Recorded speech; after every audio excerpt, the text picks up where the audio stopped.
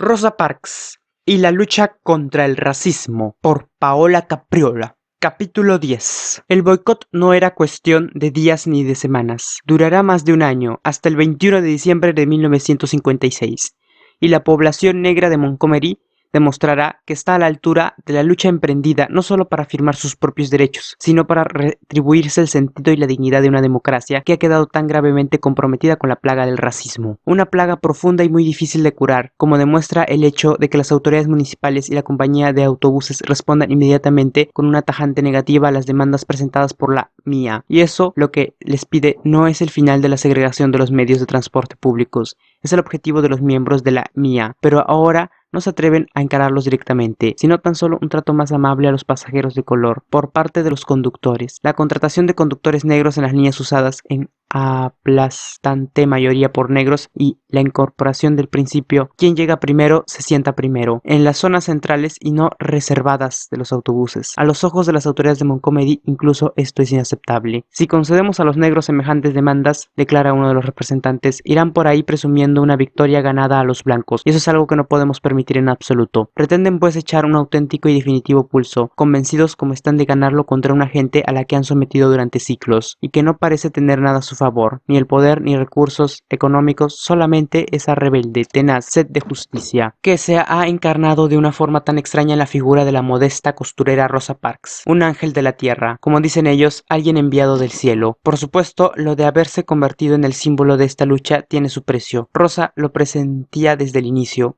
y ahora le sorprende recibir continuas llamadas telefónicas anónimas en la que la amenazan de muerte. El ambiente en su casa es de todo menos navideño, y también en el resto de la ciudad la tensión crece día a día, pero a pesar de todo la Navidad se acerca. La MIA invita a la gente de color a extender el boicot a las tiendas de los blancos y celebrar las fiestas de un modo menos consumista, más atento a los valores de la tradición y las necesidades del presente. En lugar de gastar cada uno su dinero comprando regalos, es mejor entregarlo a la causa común, o sea, el fondo instituido para organizar transportes alternativos que alivien las molestias los que participan en el boicot. A los taxis que tienen muchas dificultades por la decisión de las autoridades de arrestar conductores que en vez de aplicar la tarifa normal se limitan a cobrar los pasajeros el precio de un billete de autobús, ya se han sumado numerosos coches privados puestos gratuitamente a disposición de todos los miembros más adinerados de la comunidad negra, y las iglesias han cumplido su parte adquiriendo una docena de rancheras. A menudo son las propias señoras blancas las que van a recoger y a llevar de nuevo a casa en coche a sus criadas de color, desafiando no solo las furibundas llamadas telefónicas anónimas de los fanáticos racistas, sino también al propio alcalde, que ha hecho un llamamiento para que la gente se abstenga de favorecer así el boicot. Si quiere,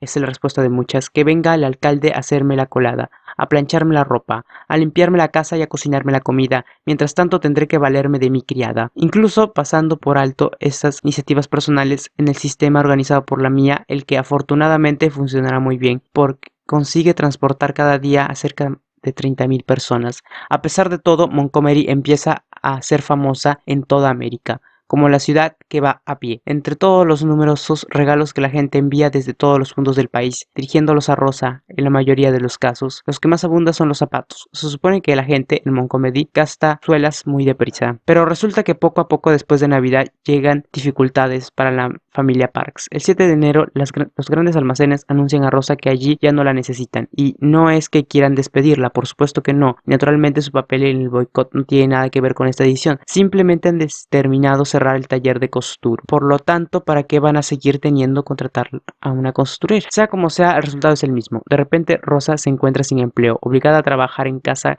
cosiendo para una clientela privada. Y lo más grave es que una semana después también su marido se queda en el paro. En realidad ha sido él mismo quien lo abandona al trabajo, pues en la base de aeronáutica militar donde ejercía de barbero le han prohibido expresamente el hablar del boicot con los clientes, incluso mencionar a Rosa. ¿Cómo?, explota Raymond furioso. No pienso quedarme en un sitio donde me prohíben pronunciar el nombre de mi mujer. De todo que se ha ido un portazo. Pero cuando se percata de qué tal y cómo están las cosas, no consideraría jamás encontrar otro empleo. Se va hundiendo poco a poco en una peligrosa crisis depresiva. Ahora se pasa la vida bebiendo ginebra y fumando un cigarrillo tras otro, mientras Rosa reparte su tiempo entre sus trabajos de costura y las 1000 tareas relacionadas con la protesta. Con ella también está en el paro, ayuda a repartir alimentos y arropa a todos aquellos, y son muchísimos, que con ella han perdido el trabajo por culpa del boicot y ahora se ven reducidos a la pobreza. Pero también se dedica a coordinar la red de transportes, organizada por la MIA, recogiendo las llamadas de las personas que necesitan desplazarse y comunicarse por radio con los conductores para indicarles dónde deben ir. Se trata de una tarea agotadora. Para algunos días se prolonga desde las 5:30 de la mañana hasta las 12 de la noche. Después regresa a casa exhausta y encuentra a Parks pegado a la botella. Entonces lo mira con tristeza preguntándose si realmente vale la pena comprometer de este modo su felicidad doméstica en nombre de una esperanza tan incierta. Y sin embargo, si pudiera volver atrás, actuaría exactamente tal y como lo hizo. Día tras día, la firmeza de los negros hace crecer la rabia de los blancos. Las adiciones al Ku Klux Klan aumentan amenazadoramente. La violencia racista parece a punto de explotar, y las autoridades echan más leña al fuego defendiendo a la MIA como un grupo de negros radicales, con los que es imposible tratar, y ordenando a la policía que trate con mano dura a cuanto participan en la protesta. De este modo se multiplican las detenciones de los taxistas negros por infracciones de tráfico, aunque sean mínimas, e incluso Martin Luther King es arrestado por haber superado ligeramente el límite de velocidad cuando iba al volante. Se trata de una infracción que, como mucho, merece una multa, pero los agentes se dedican a cacharlo, lo sacan del coche y lo conducen a la comisaría de policía, donde la toman las huellas dactilares y lo encierran en una celda maloliente. Pero luego, cuando ve la multitud de negros indignados que al enterarse de la noticia se reúne rápidamente, llena de furia, alrededor del edificio, piensan que es mejor soltarlo para evitar una sublevación. Entonces llega el momento de que las bombas, primero en casa del propio King, quien al llegar a una reunión ve el desastre de cristales rotos y sueltos destrozados. Después de haber asegurado de que su mujer y su hija estén ilesas, exhorta a los cientos de personas que han acudido allí para expresarle su solidaridad a no dejarse dominar por el espíritu de venganza. Un día, añade proféticamente, quizá me maten de verdad, y entonces correspondrá a todos recoger mi antorcha y continuar la lucha para que todos los americanos tengan iguales derechos, sea cual sea el color de su piel. Ahora volved a casa y no desperséis. 2 días después le toca a la casa de Nixon, a la que Rosa acude corriendo para ayudar a arreglar los desperfectos y ordenar los documentos. Más tarde será el turno de la casa del reverendo Abernathy y varias iglesias de comunidad negra. Ciertamente en el estado de Alabama enfrentarse al prejuicio racial significa jugar con fuego. Sin embargo, los organizadores de la protesta no se dejan intimidar. De hecho, unos días después del atentado contra King, los abogados Fred Gray y Cliff Rundort, el negro y el amigo de los negros, presentan en el juzgado del ministro un recurso contra la ciudad de Montgomery, acusando de inconstitucionalidad la ley que impone la segregación en los autobuses. Es la primera etapa de un camino que, al menos en teoría, deberá llegar hasta el Tribunal Supremo que los Estados Unidos, la institución encargada de establecer si una ley en particular es o no es compatible con los principios fundamentales que regula o viola la nación, teniendo en cuenta que el más importante de tales principios, todos los ciudadanos deben gozar de los mismos derechos. La esperanza, en fin, que se repita el éxito de la causa Brown contra el Ministerio de la Institución Pública, y que la lucha contra la discriminación racial queda sin dar otro paso decisivo hacia adelante. Claro que todo esto requiere tiempo, y mientras que tanto los blancos no se limitan a permanecer a la expectativa, para dejar claro que las decisiones del Tribunal Supremo son una cosa y la vida en los estados del sur otra completamente distinta, la Universidad de Alabama, que respalda las protestas de grupos estudiantiles racistas, decide incumplir la sentencia del caso Brown y expulsa por su propia seguridad a su primera y única estudiante de color. Tal victoria es celebrada unos días después en el Teatro Montgomery Coliseum. Es una gran reunión a favor de la segregación, durante la cual, en una atmósfera que estimula el linchamiento, los participantes proclaman su deseo de azotar los asquerosos negros y dar una buena lección a Rosa Parks. Al mismo tiempo, las autoridades valoran la posibilidad de recurrir a medidas más drásticas. El boicot empieza a tener un coste insostenible para las compañías de transporte. Desde hace semanas casi todos los autobuses viajan tan solo con un par de pasajeros blancos, cada uno, así que la compañía, para evitar la quiebra, se ha visto obligada nada menos que a suspender el servicio. Así las cosas, a algunos abogados blancos y amigos de los blancos, del mismo modo que Clifford Orr es amigo de los negros, se les ocurre la idea de desempolvar una antigua ley que prohíbe toda forma de boicot, y el 21 de febrero un gran jurado expresamente instituido por la ocasión acusa de haber violado esta ley a 88 personas, entre ellos al reverendo King, a otras 20 pastores, a dirigentes de la MIA y a ciudadanos corrientes. Y por supuesto, a Rosa Parks. Así, esta mujer, de la que ahora se ocupa toda la prensa internacional y que recibe regalos y cartas de admiradores de todas partes del mundo, se ve de nuevo tratada como una criminal común. Sin embargo, esta vez no tiene la menor intención de que permitan que la arresten. Digna y orgullosa se presenta ella misma en el Palacio de Justicia, pregunta por el alguacil y le dice: ¿me están buscando a mí? Muy bien, pues aquí me tienen. De nuevo la toman las huellas dactilares, pero esta vez ante las cámaras de los fotógrafos, y la imagen aparece al día siguiente en la primera página del New York Times, el más importante de los periódicos norteamericanos. Luego la MIA paga la fianza, tanto para ella como para los demás detenidos, y Rosa puede volver a casa a esperar el juicio. Se celebra el 19 de marzo, cuando los hielos del invierno ya han cedido a la tibieza primaveral y los organizadores se han procurado de un número de bicicletas para ponerlas a disposición de cuantos se han adherido al boicot. Pero si bien el rigor del clima se ha suavizado, la justicia no parece dispuesta a hacer lo mismo. El único problema es que los imputados son demasiados, y como vienen a imponer lo antes posible un castigo ejemplar, el tribunal se limita a procesar al que ahora parece como el verdadero jefe de la protesta, el reverendo King, que es condenado a pagar una multa de $500 o cumplir 1 año y 16 días de trabajos forzados. Afortunadamente no tendrá que hacer ni una cosa ni la otra, porque interpondrá recursos de apelación y ganará la causa. En todo caso, esta condena no hace sino incrementar la autoridad de Martin Luther King, la determinación de los negros de Montgomery de llevar su batalla hasta el final y la atención de parte de la opinión pública en toda América. Se ha llegado el momento de que los negros se den a conocer en todo el país sus razones, pues su lucha no afecta solo a Montgomery o al estado de Alabama, sino que tienen trascendencia nacional, y los dirigentes de la MIA empiezan a viajar aquí y allá como portavoces de la protesta, y en mayo de 1956, la propia Rosa sube por primera vez en su vida a un avión para ir a Nueva York, donde la han invitado a intervenir en una reunión pública en la Madison Square Garden. Pasa 2 semanas en la ciudad, donde la gente de color la trata como una heroína, sorprendente como una persona tan odiosa y modesta como ella. Se pasa el día firmando autógrafos y posando para los reporteros, como si fuera una estrella de cine. Empieza a acostumbrarse a todo eso. Incluso consigue hablar en público, a conceder entrevistas con cierta desenvoltura, pero su salud comienza a resentirse por culpa de la continua tensión. Tras dejar Nueva York, viaja a Detroit, donde entre un compromiso y otro recupera un poco el aliento en casa de su hermano, y luego se dirige a San Francisco, ciudad famosa por su liberalismo y espíritu progresista. Es una pena que, precisamente aquí, contra toda la expectativa, le toque el encuentro más agradable de toda la gira. En otra ocasión, tiene que conceder la entrevista al reportero de un periódico local. Es un blanco, pero eso no le preocupa especialmente. No piensa en lo absoluto que todos los blancos sean racistas.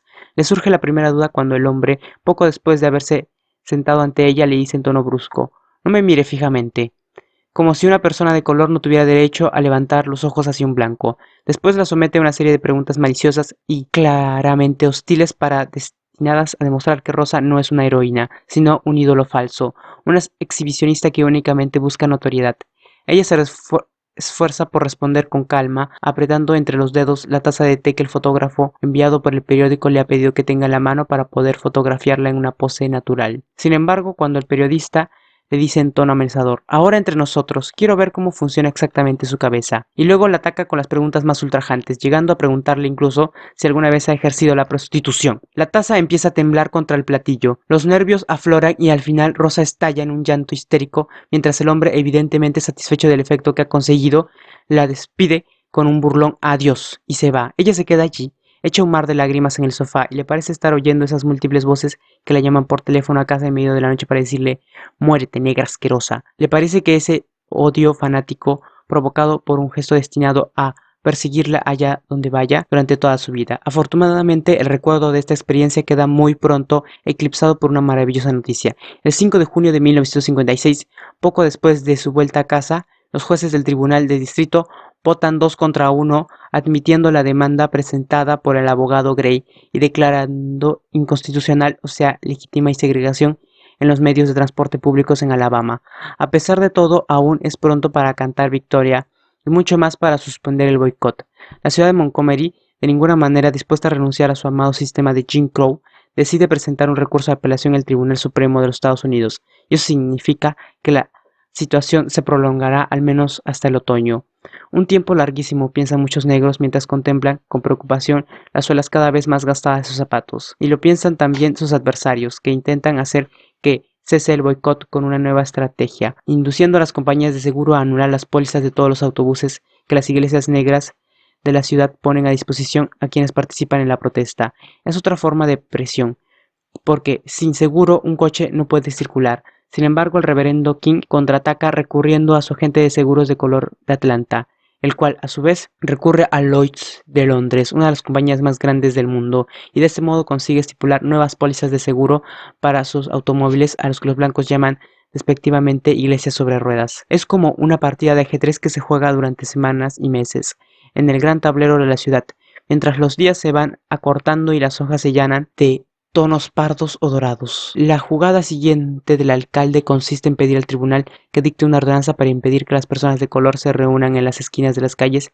y esperen a los autobuses que les envían desde las iglesias, porque no es verdad que estas aglomeraciones molestan, perturban la tranquilidad pública, pero desgraciadamente para el alcalde y sus amigos los procedimientos de los tribunales no son siempre rapidísimos, y cuando el tribunal dicta por fin la deseada ordenanza, otra sentencia pronunciada ese mismo día la vuelve prácticamente inútil. El 13 de noviembre de 1956, Tribunal Supremo de Estados Unidos ha decretado por unanimidad que la segregación en los autobuses es inconstitucional. Ante semejante noticia, toda la comunidad negra está de fiesta, los claxones suenan sin parar, la gente se echa cantando a las calles y los miembros de Ku Klux Klan, que intentan intimidar a esa multitud exultan. Recorriendo amenazadoramente las calles a bordo de sus automóviles, son rechazados con gritos de escarnio por las mujeres y los niños. Con todo, la partida aún no está ganada y la victoria no es todavía segura. Ahora hay que ver si el Tribunal Supremo aceptará o no el recurso de que la ciudad de Montgomery se ha apresurado a presentar contra la decisión. Mientras tanto, naturalmente, continuar el boicot. De nuevo se acerca la Navidad, la segunda desde que empezó la protesta, aunque esta vez es realmente una Navidad llena de esperanza. Mientras en su iglesia Rosa quita el polvo y limpia cuidadosamente las figurillas de nacimiento, se dice a sí misma que, verdaderamente, como ha declarado el reverendo King, el universo está de parte de la justicia, y que pronto habrá paz en la tierra para todos los hombres de buena voluntad. Y efectivamente, al 20 de diciembre, justo pocos días antes de Navidad, llega la sentencia definitiva del Tribunal Supremo. La apelación de justicia de Montgomery ha sido rechazada y la segregación en los autobuses ha sido abolida por la ley.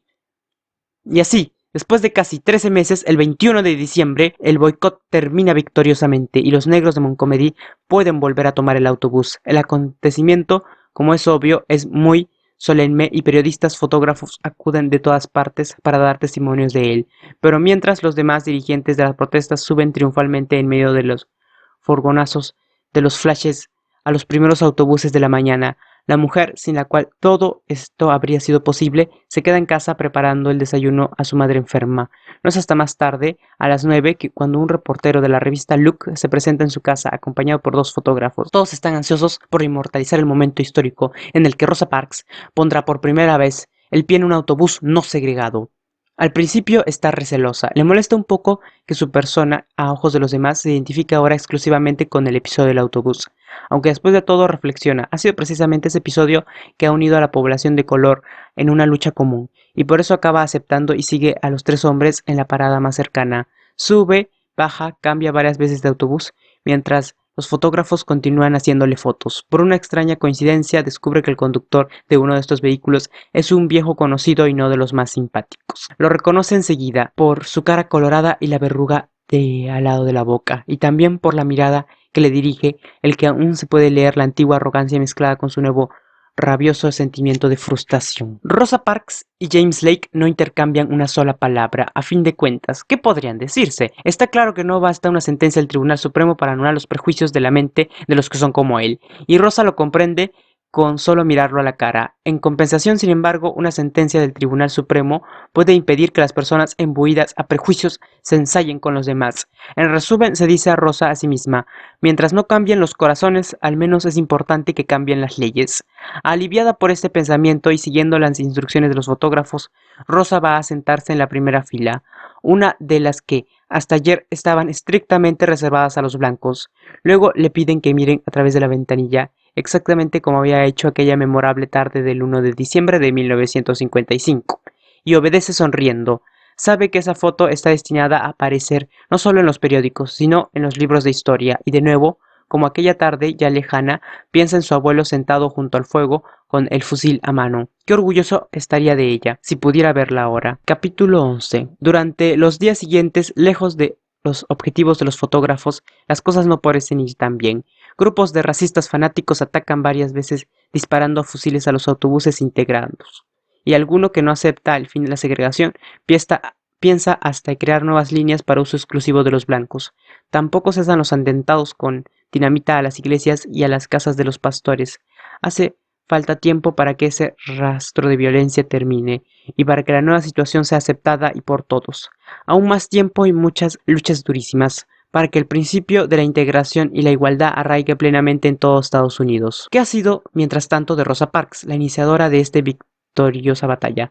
Bueno, tampoco para ella las cosas van demasiado bien. Las llamadas telefónicas amenazadoras no solo han cesado, sino que se han hecho aún más frecuentes tras la sentencia del Tribunal Supremo. Además, cada vez se le ocurre más a menudo que un blanco furibundo la insulte cuando la reconoce por la calle, y la posibilidad de encontrar a Montgomery, a alguien dispuesto a ofrecerle un trabajo, resulta cada día más remoto. Ser un símbolo tiene su precio, y Rosa lo sabía muy bien desde el principio. Se traslada pues a Detroit, donde puede contar con el apoyo de su hermano Silvestre, y ahí vuelve a ganarse el pan cociendo como siempre ha hecho, repartiendo su tiempo entre la modesta, agotadora rutina de la vida cotidiana y los actos públicos a los que llama con frecuencia por su condición de heroína nacional. Rosa es una ama de casa, una esposa humilde, una humilde trabajadora y al mismo tiempo, a los ojos de todo el mundo, una mujer que ha cambiado la historia de su país. Durante los siglos siguientes, continúa participando en las marchas, en las manifestaciones, en la batalla por los derechos civiles de los negros o afroamericanos, como se les llamará cada vez con mayor frecuencia en los años venideros. Tales derechos serán por fin reconocidos en una ley en el año 1964, si bien le costará la vida al reverendo y Premio Nobel de la Paz Martin Luther King, que es asesinado a tiros en 1968 por un blanco racista. En relación con todos esos acontecimientos, la posición de Rosa es marginal. A veces en las manifestaciones públicas ocurre incluso que los organizadores no se acuerden de ella y se olvidan de hacerla subir a la tribuna o de invitarla a marchar en primera fila junto a las demás personalidades. Sin embargo, hasta con alguien que conozca y exclame: mirad, mirad, esa es Rosa Parks, para que inmediatamente se encuentre rodeada por el amor y la gratitud de su gente. Sí, Rosa Parks aún es alguien. Por eso en 1964 el abogado John Conyers le pide que apoye su candidatura a diputado. Ella acepta, le promociona el respaldo decisivo al reverendo King y colabora activamente en la campaña electoral, y Conyers, una vez elegido, se muestra agradecido y la nombra miembro de su equipo personal. Ahora Rosa puede dejar por fin el empleo de costurera en una firma de Detroit para asumir a jornada completa, esta vez a cambio de un salario, la misma función de secretaria que desarrolló tiempo atrás para el señor Nixon. No obstante, en una situación extraña, tener una secretaria tan famosa, muchas veces, cuando alguien entra en la oficina del diputado Conyers, a quien busca a Rosa y no a él, a Rosa están destinadas una gran parte de las cartas y las llamadas telefónicas, además de las continuas invitaciones que lo obligan a pedir de vez en cuando un día de permiso a su jefe.